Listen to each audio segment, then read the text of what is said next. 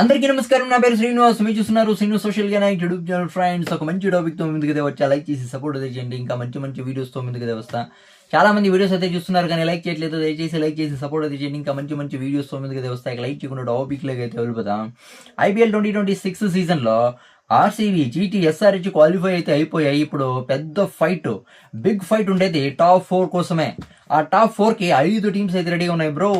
ఏ టీమ్స్కి ఎంతెంత ఛాన్స్ ఉన్నాయి, దాని తర్వాత సిఎస్కే క్వాలిఫై అవ్వాలంటే ఏం జరగాలి, పంజాబ్ కింగ్స్ క్వాలిఫై అవ్వాలంటే Shreyas Iyer captain Punjab Kings qualify అవ్వాలంటే ఏం జరగాలి అనే దాని గురించి మనం అయితే మాట్లాడుకుందాం. ఎక్కువ ఛాన్సెస్ ఉండేది టాప్ 4కి క్వాలిఫై అవ్వడానికి, అది ఆర్ఆర్కే. ఎందుకంటే 12 పాయింట్లు ఉన్నాయి, ఇంకా 2 మ్యాచెస్ అయితే పెండింగ్ అయితే ఉన్నాయి. ఆర్ఆర్కే చాలా ఎక్కువ ఛాన్సెస్ అయితే ఉన్నాయి. దాని తర్వాత పంజాబ్ కింగ్స్కి, దాని తర్వాత కోల్కతా నైట్ రైడర్స్కి, దాని తర్వాత 4th ఛాన్స్ ఉండేది చెన్నై సూపర్ కింగ్స్కి, దాని తర్వాత Delhi క్యాపిటల్స్కి.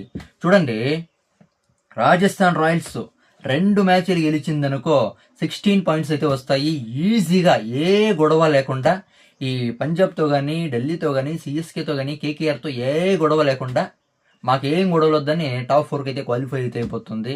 Punjab Kings, CSK, KKR, DC నోరు మూసుకొని బ్యాగులు సర్దుకొని ఇంటికి వెళ్లాల్సిందే. ఒకవేళ రాజస్థాన్ రాయల్స్ ఏమన్నా ఒక్క మ్యాచ్ గెలిచి ఒక్క మ్యాచ్ ఓడిపోయింది అనుకో, అప్పుడు పంజాబ్ కింగ్స్కి, సిఎస్కేకి, కేకేఆర్కి, డీసీకి అయితే ఛాన్సెస్ అయితే ఉంటాయి. ఇప్పుడు సిఎస్కే క్వాలిఫై అవ్వాలంటే ఏం జరగాలి? నెక్స్ట్ మ్యాచ్ పంజాబ్ ఓడిపోవాలి. పంజాబ్ గెలిచిందనుకో సిఎస్కేకి ఎలాంటి ఛాన్స్ ఉండదు, అవును కదా. రాజస్థాన్ రాయల్స్ 2 మ్యాచ్లు ఓడిపోవాల, అప్పుడు సిఎస్కేకి ఛాన్స్ ఉంటుంది. ఒకవేళ రాజస్థాన్ రాయల్స్ ఒక మ్యాచ్ ఓడిపోయి ఒక మ్యాచ్ గెలిచినా పర్లేదు. దాని తర్వాత ఇక్కడ 3rd పాయింట్ వచ్చి కేకేఆర్ 2 మ్యాచ్ల్లో ఒక మ్యాచ్ పక్కా ఓడిపోవాల. ఒకవేళ కేకేఆర్ ఏమన్నా 2కి 2 గెలిచింది అనుకో, అప్పుడు కూడా సిఎస్కేకి ఎలాంటి ఛాన్స్ ఉండదు. ఇలా జరిగితే సిఎస్కేకి ఛాన్సెస్ అయితే ఉంటుంది. ఒకవేళ పంజాబ్ కింగ్స్ శ్రేయస్ అయ్యర్ కెప్టెన్సీ చేసే పంజాబ్ కింగ్స్ క్వాలిఫై అవ్వాలంటే ఏం జరగాలి? ఆర్ఆర్ పక్కా ఒక్క మ్యాచ్ అయితే ఓడిపోవాల, అవును కదా. దాని తర్వాత కేకేఆర్ నుంచి కూడా కొంచెం ప్రాబ్లం అయితే ఉంది పంజాబ్ కింగ్స్కి. 2కి 2 మ్యాచ్లు హై రన్ రేట్తో గెలిచిందనుకో, పంజాబ్ కింగ్స్ నెట్ రన్ రేట్ని బీట్ చేసిందనుకో, 2 మ్యాచ్లు గెలిచి పంజాబ్ కింగ్స్ నెట్ రన్ రేట్ని బీట్ చేస్తే పంజాబ్ కింగ్స్ని దొబ్బేసి కేకేఆర్ అయితే క్వాలిఫై అయితే అయిపోతుంది. అప్పుడు పంజాబ్ కింగ్స్ ప్రాబ్లంలో పడుతుంది, అవునా కదా. ఒకవేళ కేకేఆర్ 2 మ్యాచ్లు గెలిచి నెట్ రన్ రేట్ సరిగ్గా లేదనుకో, పంజాబ్ కింగ్స్ గెలిచిందనుకో నెక్స్ట్ మ్యాచ్, అప్పుడు పంజాబ్ కింగ్స్ అయితే క్వాలిఫై అవుతుంది.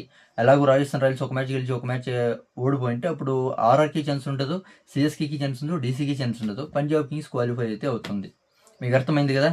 సిఎస్కే క్వాలిఫై అవ్వాలంటే ఏం జరగాలి, దాని తర్వాత పంజాబ్ కింగ్స్ క్వాలిఫై అవ్వాలంటే ఏం జరగాలి, ఆర్ఆర్ గెలిచి అన్ని టీమ్స్ బ్యాగ్ సర్దుకొని ఇంటికి వెళ్లాల్సిందే, అవునా కదా.